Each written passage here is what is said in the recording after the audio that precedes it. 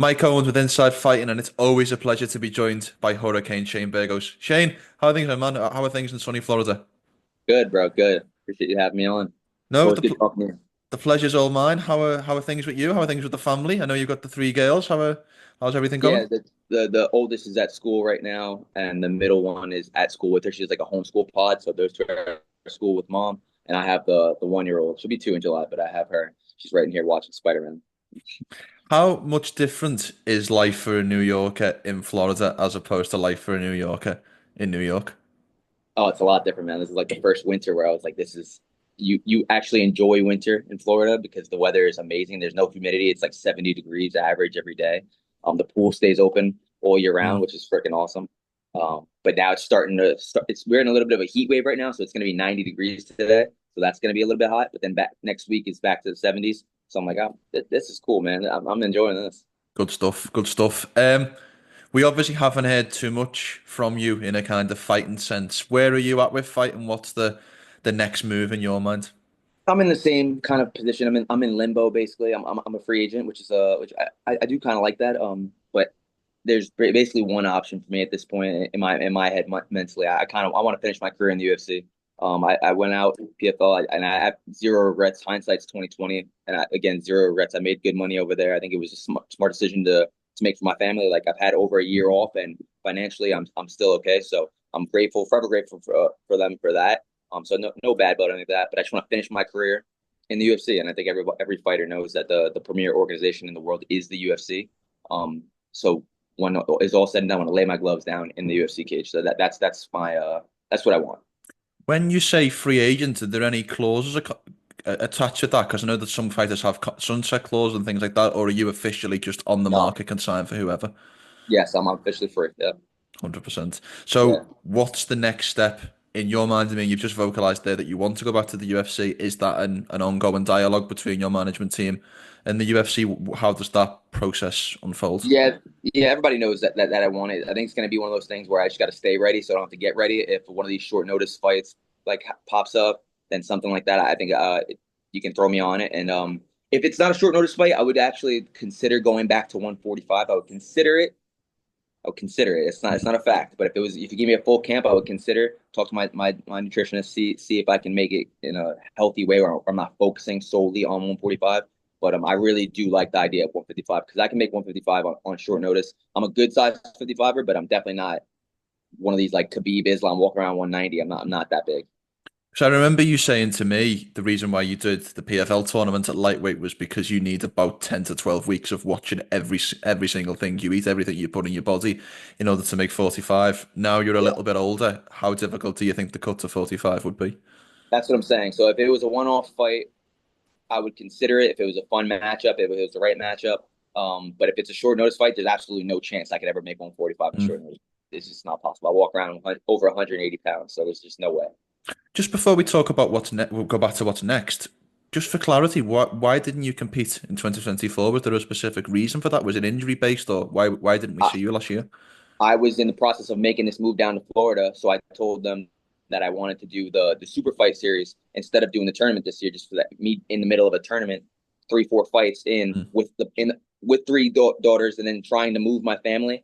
I was like, it's just too much. So they said, okay, no problem, we'll get you on the super fight series. But then nothing ever materialized out of that, and I never got even an offer for a fight out of the super fight series. And then I assumed that would be on the finale card. I never got a call about that, but then I ended up breaking my foot a couple weeks before. In the very October 1st, I broke my foot, so that went out the window anyways. So it was just been it's just been me getting asked every day, "When's your next fight? When's your next fight?" And I'm like, dude, Mm. I don't even know. Yeah. Yeah. Because I saw you put that post out a couple of days ago asking about saying a lot of people are asking you what's next, so Yeah. that's why I wanted to clarify that. How did the PFL tournament live up to your expectations?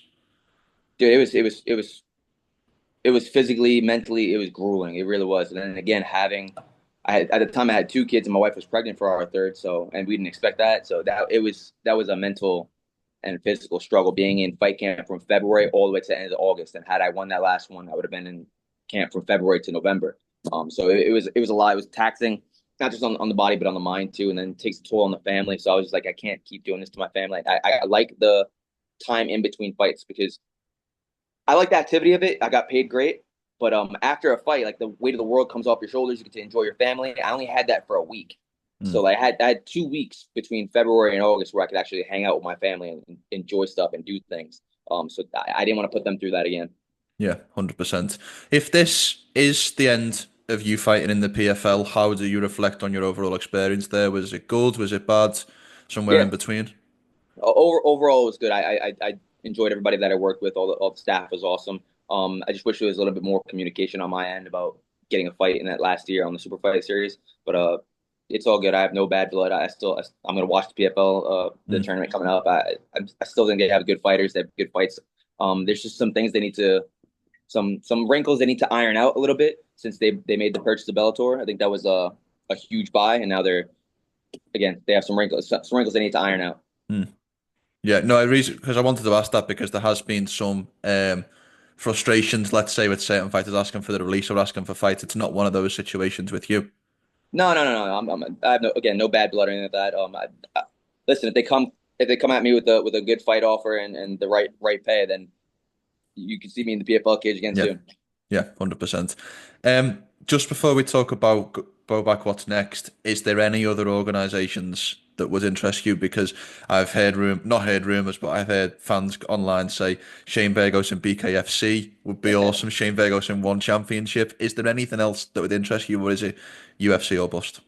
For That's a good question. I got a couple people telling me about the BKFC too, but if they threw me a bag, it would have to be a lot of money. They'd have to give me a lot of money to do that. So if they gave me a bag, then yeah, I'd probably do it.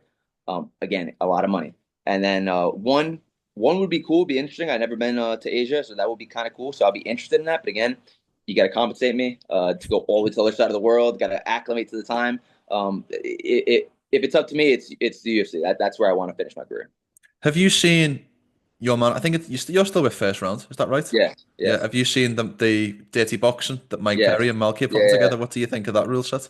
It's fun. It's fun. I definitely watched the last one. It looked like it was a good time. It was eight finishes out of 11 fights or something like that. Mm. So it was definitely fun. And then you saw Arlovsky busting that dude open with the elbows. It was a good time. I definitely enjoyed it. I would like to see if they do Darren Till versus Platinum Mike Perry in dirty boxing. I think that'd be dope.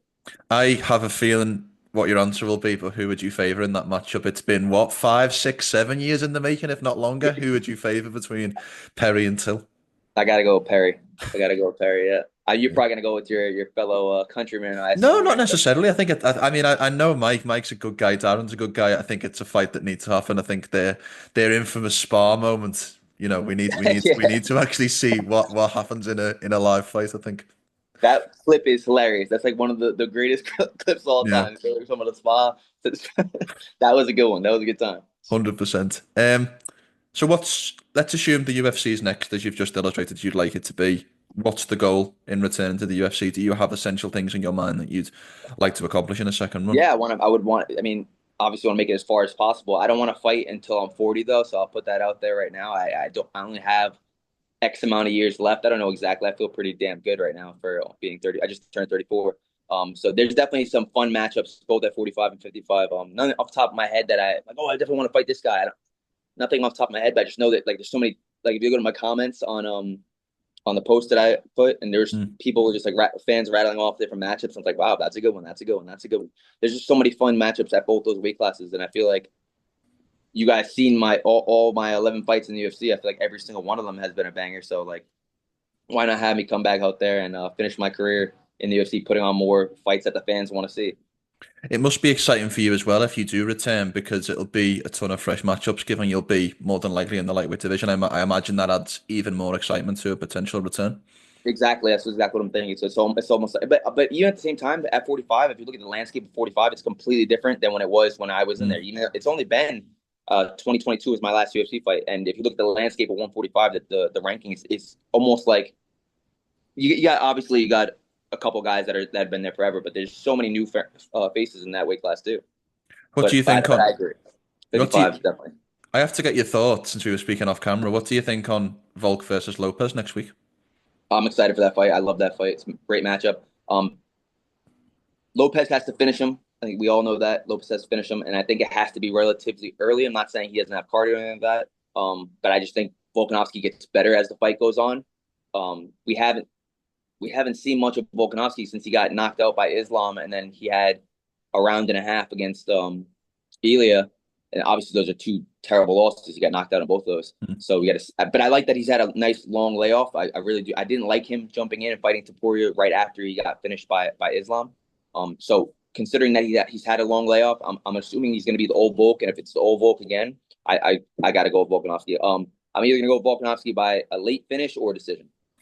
As a featherweight who has moved up to the lightweight division, what, if any, advice would you give to Ilia Topuria in making the move up from 145 to 155? What are the keys that you think you need to make jumping up 10 pounds? Dude, I don't. He's already done it. Honestly, he's already done it. He beat Jai Herbert. True. Very true. Who am I to give him? He's 16-0, right? Like, shit. I'd ask him for some advice, and I have no problem saying that because the dude is phenomenal. He's one of my favorite fighters to watch. Pound for pound, I think I said this last time we talked. I think he's the best when it comes to skill. He can do everything. He can punch. He can kick.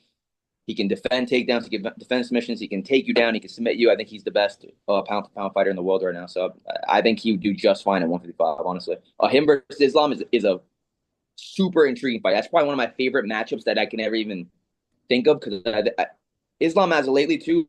I've always respected Islam, but the way he's been fighting lately, he's just been so much more fun to watch. This is a question So I've been asking quite a. This has been asking a question I've been asking a lot of lightweights, whether it be current or former. What would be the keys you feel like someone would need to implement in a game plan to have success and ultimately defeat Islam Makhachev? Because, the record speaks for itself. He's as dominant as any champion in the sport right now. Yeah, so it's going to have to be a guy that already is credentialed in wrestling, right? If you're not that good at wrestling, it doesn't matter how hard you train wrestling right now, you're just never going to catch up to his level. We've seen him wrestle with world champion wrestlers, American wrestlers too, and just smoke them. So he's the best when it comes to that. So I think you're just gonna have to get I think Adriano Martins is the guy that's the guy that has the win over him. You're just gonna have to catch him. It's possible. Obviously, you got 4-ounce gloves on, and even a monkey can get lucky. Somebody that has heavy hands, has a low base, could defend takedowns. So I feel like Ilia Topuria kind of fits those things. Doesn't mean that it's a lock that he's definitely going to do it, but you need to have heavy hands. You need to have some kind of high level pedigree when it comes to wrestling too. Yeah, 100%. Let's turn the conversation back to yourself. Obviously, we haven't seen you in action in quite some time. What are your goals for the rest of the year? Where would you like to be in an ideal world come the end of 2025? Man, by the end of the year, I definitely want to be in the UFC. I want to be back, man. I'm just going to keep staying ready, so I don't have to get ready. And when that scenario arises and the opportunity arises, I will be ready. I would love to have at least one fight this year. At least if I can get two, that'd be awesome. I'm not gonna beggars can't be choosers, right? One would be good. I'd be good with one, but one more fight in the UFC this year would be freaking awesome, and then pick it back up next year. That would be ideal world. I love it. Well, before we let you go, Shane, I know that you said at the start your daughter's watching Spider-Man. Most important question of the interview: who is the real Spider-Man? Who is the best Spider-Man in Tobey history? Maguire. Tobey Maguire. It's not even close. I honestly, because my kid watches the cartoon Spider-Man, but I was like, no, I gotta put the real one on, see if she likes it. And I put the one with Tobey Maguire, and she'll sit there. That's all she does. I love it. I love it. Shane, it's always a pleasure. Good to catch up. Good to hear that things are well, and we look forward to seeing you back somewhere fighting soon. I appreciate you, bro. Soon.